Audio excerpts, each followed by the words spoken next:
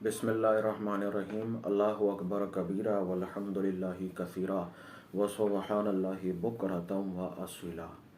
आज आप लोगों के सामने अपने पीरो मुर्शिद की एक नसीहत आपके साथ शेयर करता हूँ, जो मेरे पीरो मुर्शिद को उनके पीरो मुर्शिद यानी कि मेरे दादा मुर्शिद ने उनको की। और इस नसीहत का ताल्लुक़ ख़ास तौर पर उन लोगों के लिए है जो रूहानियत की तलब रखते हैं और रूहानियत के रास्ते पे चलना चाहते हैं और रूहानियत के रास्ते पे चलने के लिए मुर्शिद को तलाश करते हैं। हज़रत चांद मियाँ कलंदर मेरे पीरो मुर्शिद के पीरो मुर्शिद हैं। तो हज़रत चांद मियाँ कलंदर एक दफ़ा मेरे पीरो मुर्शिद से फरमाने लगे कि तू अगर दे सकता है तो दे दे, अगर दे नहीं सकता तो दिलवा दे, और अगर दिलवा भी नहीं सकता तो फिर आगे बढ़ा दे।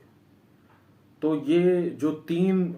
फिक्रे हैं कि तू अगर दे सकता है तो दे दे, अगर दे नहीं सकता तो दिलवा दे, और अगर दिलवा भी नहीं सकता तो फिर उसको आगे बढ़ा दे,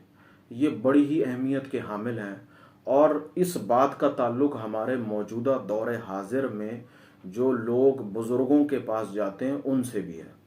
अब मैं आपको इस 3 फिक्रों की वजाहत करता हूँ और बड़ी ही गौर तलब और तवज्जो तलब बात है।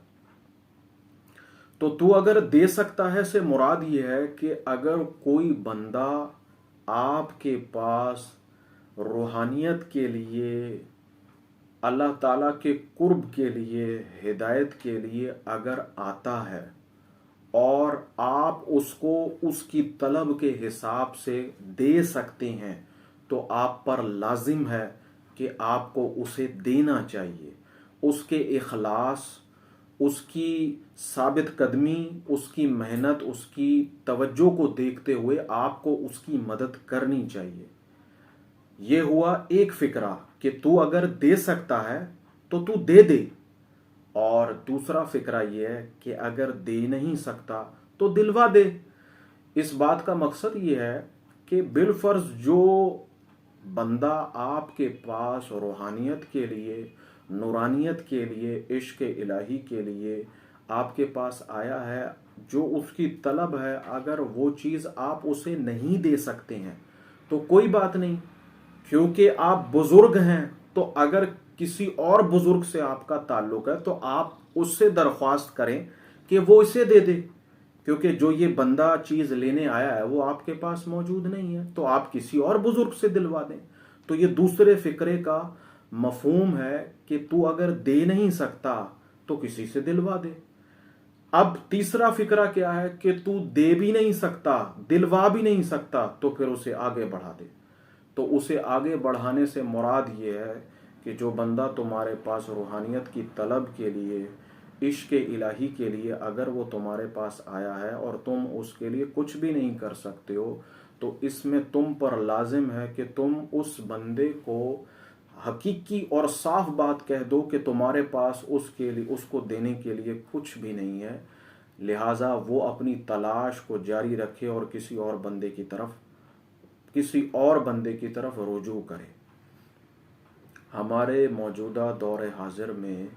इस तरीके से होता है कि अगर कोई बंदा अपनी तलब के लिए किसी के पास जाता है तो वो इंसान उसे कभी ये नहीं कहता कि जो तू मेरे पास लेने आया है वो मेरे पास नहीं है, और हम ये कभी नहीं चाहते कि वो इंसान जो हमारे पास आया वो हमें छोड़कर चला जाए।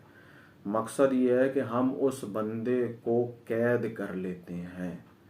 और जब कोई बंदा किसी बंदे को कैद करेगा, उसका वक्त ज़ाया करेगा, तो वो अल्लाह की बारगाह में जवाबदेह होगा कि अल्लाह ताला उस इंसान से पूछेंगे कि एक बंदा तुम्हारे पास रूहानियत के लिए, मेरे कुर्ब के लिए आया था, और तुम ये बात जानते थे कि जो वो लेने आया है वो तुम्हारे पास मौजूद नहीं है, तो तुमने उसे अपने पास रख कर, रोक कर उस पर क्यों जुल्म किया, उसका कीमती वक्त क्यों ज़ाया किया। हमारे मौजूदा दौर हाजिर में, मैं सबका तो नहीं कहूँगा, सब जगह ऐसा नहीं, लेकिन बेशुमार जगह ऐसा ही होता है। انسان جاتا کسی طلب کے لیے ہے لیکن وہ اس کو